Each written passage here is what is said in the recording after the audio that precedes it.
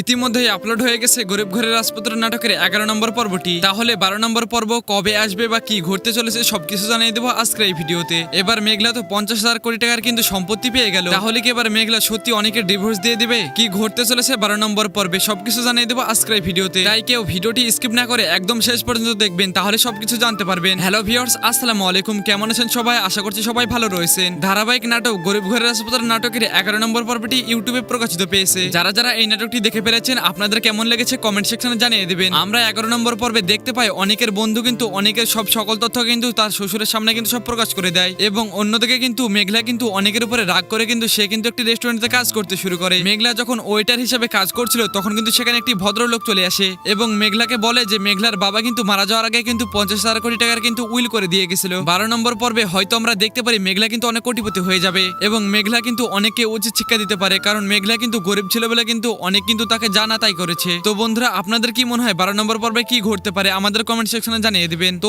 এখন এসে সবচেয়ে গুরুত্বপূর্ণ আপডেটে, আসলে 12 নম্বর পর্বটি কবে রিলিজ হবে তো সেটি জানানোর আগে বন্ধুরা, আমাদের এই ভিডিওটিকে যদি এখনো লাইক না করে থাকেন তাহলে লাইক করে আমাদের ছোট্ট চ্যানেলটিকে সাবস্ক্রাইব করে দিবেন। ধারাবাহিক নাটকের গরিব ঘরের রাজপুত্র 12 নম্বর পর্বটি কিন্তু 3 থেকে 4 দিনের মধ্যে কিন্তু ইউটিউব চ্যানেলে প্রকাশিত পাবে, তাই যারা এই নাটকটি একদমই মিস করতে চান না তারা কিন্তু অফিসিয়াল ইউটিউব চ্যানেলটিকে সাবস্ক্রাইব করে রাখতে পারেন। আপনারা কে কোন জেলা থেকে আমার এই ভিডিওটি দেখছেন আমাদের কমেন্ট সেকশনে জানিয়ে দিবেন। তো দেখা হবে নতুন কোনো আপডেট ভিডিওতে। সবাই ভালো থাকবেন, সুস্থ থাকবেন।